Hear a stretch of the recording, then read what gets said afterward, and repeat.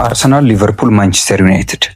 ሰላም ውድ የፉትቦል ማዕድ ተከታዮች እንዴት አላችሁ? ፉትቦል ማዕድ በአጫጭር እግር ኳሳዊ መረጃዎቹ እነሆ ወደ እናንተ ሊደርስ መጥቷል። በዚህም የአርሰናል፣ የማንቸስተር ዩናይትድ እና የሊቨርፑል ወቅታዊ መረጃዎች እንዳስሳለን ከሜዳ እስከ ሜዳ ውጭ። አብሮነታችሁ በድጋሚ ያለኝ መልካም ቆይታ።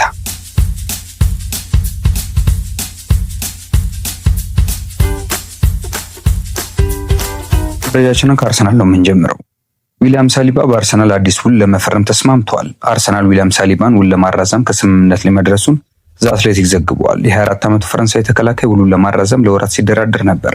ሳሊባ በመድፈኞቹ ቤት እስከ 2027 የሚያቆይ ቀሪ የ2 ዓመት ውል እንደነበረው ይታወቃል። የሌሎች ክለቦች ፍላጎትን ለማስቀረት አዲስ ውል እንዲፈርም የጣሩ አርሰናል ፍላጎቱ ተሳክቷል። ሳሊባ በተለይ በሪያል ማድሪድ በጥብቅ የሚፈለግ ተጫዋች ነው። የተጫዋቹን ውል ለማራዘም በቀጣይ ጥቂት ቀናት ውስጥ ክለቡ ይፋ እንደሚያደርግም ይጠበቃል።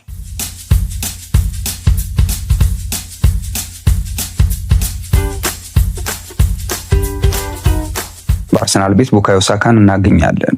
በእንግሊዝ ሊግ ካፕ ሶስተኛ ዙር አርሰናል ፖርትቫልን 2-0 ባሸነፈበት ጨዋታ ቡካዮ ሳካ በቋሚ አሰላለፍ ውስጥ ተካቶ ነበር። ነገር ግን በፖርትቫል ተከላካይ ጥፋት የተሰራበት የ24 ዓመቱ ተጫዋች 63ኛው ደቂቃ ላይ በማስክ ዶማን ተቀይሮ ወጥቷል። ከጨዋታው መጠናቀቅ በኋላ አሰልጣኝ ሚካኤል አርቴታ በሰጠው ሀሳብ ቡካዮ ሳካ ጉዳት እንዳላጋጠመውና በቀጣይ መርሃ ግብሮች ላይ እንደሚሰለፍ አስታውቋል።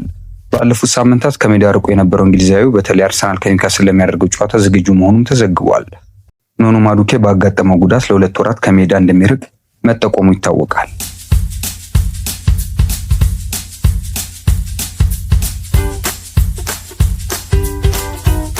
አሁን ወደ ሊቨርፑል መረጃ እናልፋለን። ሊቨርፑል ሁጎ ኢኪቲኬን መቅጣቱ ተገለጸ። ሊቨርፑል ሳውዛምፕተንን ባሸነፈበት ጨዋታ ሁጎ ኢኪቲኬ ጎል አግብቶ ማሊያውን በማውለቁ ምክንያት ቀይ ካርድ መመልከቱ ይታወሳል። ተጫዋቹ በሰዓቱ ቢጫ ካርድ መመልከቱን ዘንግቶ ማሊያውን በማውለቁ ሁለተኛ ቢጫ ካርድ አይቷል። አሁን ላይ ሊቨርፑል ሁጎ ኢኪቲኬ ባሳየው ባህሪ ምክንያት የቅጣት ውሳኔ እንዳሳለፈበት ነው የተገለጸው። በዚህም ሊቨርፑል በቅጣት መልክ የተጫዋቹን የ2 ሳምንት ደሞዝ መቁረጡን ዴይሊ ሜል አስነብቧል። ሁጎ ኢኪቲኬ በቀይ ካርዱ ምክንያት ሊቨርፑል ከክሪስታል ፓላስ ጋር የሚያደርገው ጨዋታ የሚያመልጠው እንደሚሆንም ነው የተነገረው።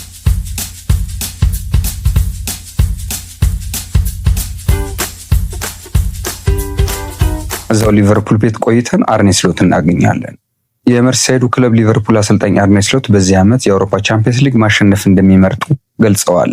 በዚህ ዓመት ከቻምፒየንስ ሊግ እና ፕሪሚየር ሊግ መምረጥ ካለብኝ ቻምፒየንስ ሊግን እመርጣለሁ ሲሉ ነው አሰልጣኙ የተናገሩት። ሊቨርፑል ስላወጣው ገንዘብ የተጠየቁት አሰልጣኝ አርኔ ስሎት እንግሊዝ ውስጥ በዚህ ጉዳይ ያለው መረዳት የተለየ ነው ብለዋል። ሊቨርፑል ከሽያጭ ገንዘብ ማግኘቱን ያስረዱት አሰልጣኙ እንግሊዝ ውስጥ መግዛት እንጂ መሸጥ አይታወቅም፣ ክለቦች ተጫዋች መሸጥ እንደሚችሉ አያውቁም በማለት ተናግረዋል። በሊቨርፑል ቤት ሶስተኛ መረጃችን ደግሞ ሪዮ ኑጉሙሃ ይሆናል። ፕሮፌሽናል ውል ፈርሟል። የሊቨርፑል የፊት መስመር ተጫዋች ሪዮ ኑጉሙሃ በሊቨርፑል የመጀመሪያ ፕሮፌሽናል ኮንትራቱን ፈርሟል። ወጣቱ ተስፈኛ ባለፈው ዓመት ከቼልሲ የሊቨርፑልን አካዳሚ ተቀላቅሎ ጥሩ የሚባል ጊዜ በማሳለፍ ላይ ይገኛል። የ17 ዓመት የፊት መስመር ተጫዋች ሪዮ ኑጉሙሃ በሊቨርፑል እስከ 2028 የሚያቆየውን የ3 ዓመት ውል ፈርሟል። በሊጉ ሕግ መሰረት ታዳጊ ተጫዋቾች 17 ዓመት ሲሞላቸው ፕሮፌሽናል ውል መፈረም የሚችሉ ሲሆን ነገር ግን ውሉ ከ3 ዓመት መብለጥ አይችልም።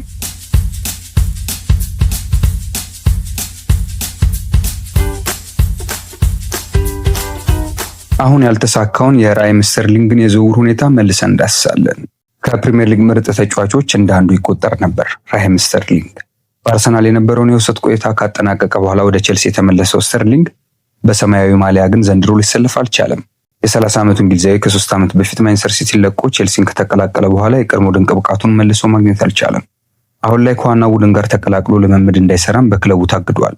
ተጫዋቹ በክረምት የዝውውር መስኮት ባየር ሙኒክ ላይ ያስፈረመው ጥረት ቢያደርግም ፈቃደኛ መሆን አልቻለም። ከሙኒክ አሰልጣኝ ቪንሰንት ኮምፓኒ ጋር በማንቸስተር ሲቲ አብሮ የተጫወተው ስተርሊንግ ቤተሰቦቹን ወደ ጀርመን መውሰድ ባለመምረጡ ዝውውሩ እንዳልተሳካ አትሌቲክ ዘግቧል። እንደተለያዩ የዘገባ ምንጮች ከሆነ የስተርሊንግ ቤተሰቦች በለንደን መቆየት መፈለጋቸውን ተከትሎ ተጫዋቹም ለቼልሲ ይህንኑ ጉዳይ ማሳወቁ ተነግሯል። ተጫዋቹ በቂ የመጫወት ዕድል አላገኝም ብሎ ማሰቡም ወደ ጀርመን እንዳያቀና ያደረገው ሌላኛው ምክንያት መሆኑ ተጠቅሷል።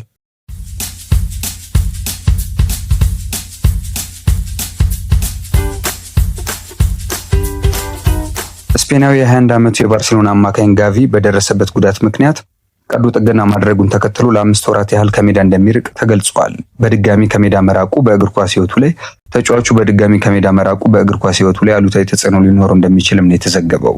የላማሲያ አካዳሚ ፍሬ ውጤት የሆነው እና የእግር ኳስ አጀማመሩ የባርሴሎና የወደፊት የመሃል ሜዳ ኮከብ ይሆናል ተብሎ ትልቅ ተስፋ የተጣለበት ጋቪ እያጋጠመው በሚገኘው ተደራራቢ ጉዳቶች ምክንያት የእግር ኳስ ሕይወቱ እንዳይበላሽ ተሰግቷል። እንደ አውሮፓውያን አቆጣጠር በ2023 ከባድ የጉልበት ጉዳት አጋጥሞት ለ11 ወራት ያህል ከሜዳ ለመራቅ የተገደደው ወጣቱ አማካይ ዘንድሮም በቀኝ ጉልበቱ ላይ ባጋጠመው ጉዳት ቀዶ ጥገና አድርጓል። በዚህም ለ5 ወራት ያህል ሜዳ ላይ እንዳይታይ እንደሚያደርገው ነው የተዘገበው። ባሳለፍነው ነሐሴ ወር ጉዳት ያጋጠመው ተጫዋቹ ላለፉት ሳምንታት እንዳልተጫወተ ይታወቃል። ጋቪ እንደ አውሮፓውያን አቆጣጠር በ2021 ለመጀመሪያ ጊዜ በባርሴሎና መለያ ሲታይ በክለቡ ታሪክ አራተኛው ወጣት ተጫዋች ለመሆን እንደበቃ አይዘነጋም። በወጣትነት እድሜው 5 ዋንጫዎችን ከልጅነቱ ክለብ ባርሴሎና ጋር ያሳካው አማካዩ በ155 ጨዋታዎች 10 ጎሎችን ማስቆጠር ችሏል። በብሉ ግራናዎቹ ቤት የወደፊት እቅድ አካል ተደርጎ ከሚቆጠሩ ተጫዋቾች መካከል አንዱ የሆነው ፓብሎ ጋቪ በክለቡ እንደ አውሮፓውያን አቆጣጠር እስከ 2030 ድረስ የሚያቆይ የረጅም ዓመት ኮንትራት አለው። በጀርመናዊ አሰልጣኝ ሃንሲ ፍሊክ የሚመራው ካታሎኑ ክለብ ባርሴሎና በያዝነው የውድድር ዓመት ካደረጋቸው 5 የላሊጋ ጨዋታዎች 13 ነጥቦችን በመሰብሰብ ከተቀናቃኙ ሪያል ማድሪድ ቀጥሎ በሁለተኛ ደረጃ ላይ ተቀምጠዋል። አሁን ደግሞ ከሜዳ ውጪ ወደሚወስዱን የአውሮፓና የፕሪሚየር ሊጉ ክለቦች የገንዘብና የሌጋሲና ሌሎችን ጉዳዮች መረጃዎች እናልፋለን። አብሮነታችሁ በድጋሚ አይለየን።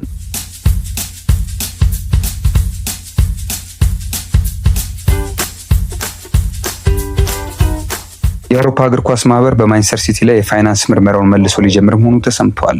የአውሮፓ እግር ኳስ ማህበር በማንቸስተር ሲቲ ላይ አዲስ ማስረጃ ማግኘቱን ተከትሎ የፋይናንስ ምርመራውን መልሶ ሊጀምር መሆኑን የተሰማው የአውሮፓ እግር ኳስ ማህበር የክለቦች የፋይናንስ ቁጥጥር መምሪያ ቢሮ በማንቸስተር ሲቲ ላይ ያቋረጠውን የፋይናንስ ምርመራ በድጋሚ በቀጥተኛ ሁኔታ መጀመሩን ዘገባዎች አመልክተዋል። ከማንቸስተር ሲቲ የፋይናንስ 127 ክሶች ጋር የተያያዙ የኢሜይል መረጃዎች አፈትልከው መውጣታቸውን ተከትሎ ምርመራው መልሶ እንደተጀመረ ተገልጿል። በክለቦች ኃላፊዎችና በሶስተኛ ወገን መካከል የተካሄዱ የተዛቡ የመረጃ ልውውጦች የተገኙበት ስለመሆኑ በመረጃው ተጠቁሟል። ምርመራው እንደ አውሮፓውያን አቆጣጠር ከ2021 እስከ 2024 ድረስ ባሉ ዓመታት ማንቸስተር ሲቲ የፕሪሚየር ሊጉን የትርፋማነትና ወጥ የፋይናንስ ስርዓትን በተመለከተ ጥሷቸዋል በተባሉ ደንቦች ዙሪያ እንደሆነም ታውቋል። ይህ በእንዲህ እንዳለ ግን ማንቸስተር ሲቲ ከጉዳዩ ጋር በተያያዘ የቀረቡትን ክሶች እንደማይቀበላቸው አስታውቋል። የሁለቱ አካላት ክርክር በመጪው ታህሳስ ወር ላይ እንደሚደመጥም የተሰማ ሲሆን በማንቸስተር ሲቲ ላይ ምናልባትም ቅጣት የሚጣል ከሆነ በተያያዘ የውድድር ዓመት ተፈጻሚ የሚሆኑ ቅጣቶች እንደሚከተሉት ተነግሯል።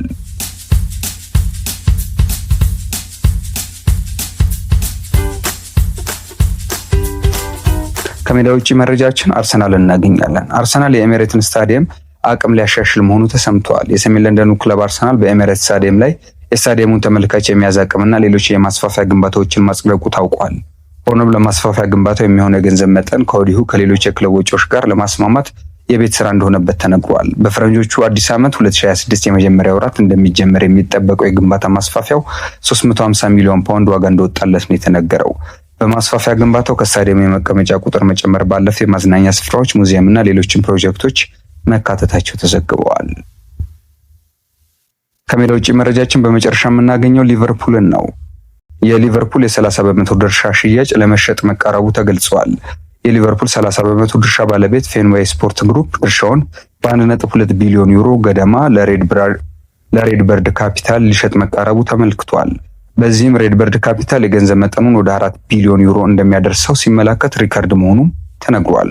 ሆኖም ሻጩ ፌንዌይ ስፖርት ግሩፕ የአክሲዮን ይዞታውን እስከ 2030 ድረስ እንደሚያቆይ ነው የተጠቆመው። ከሽያጩ ጋር በተያያዘ ግን የሊቨርፑል ደጋፊዎች ክለቡ በአንድ ስፖርት ግሩፕ ባለቤትነት ብቻ እንዳይተዳደር ስጋት ገብቷቸዋል። በሌላ በኩል የሊቨርፑል ስራ አስፈጻሚ ቢሊ ሆጋን የመሐመድ ሳላህ ኮንትራት እድሳት እየተወሳሰበ የተለያዩ ሁኔታዎች ውስጥ መግባቱን ተናግረዋል። ግብፃዊ ኮከብ ኮንትራቱ ለቀጣይ ዓመታት እንዲታደስለት እንዲሁም ቆይታው ካበቃ በኋላ ክለቡን በአምባሳደርነት ስለሚያገለግልበት ሁኔታ ምክክር ላይ መሆናቸውን ነው ኃላፊው የገለጹት።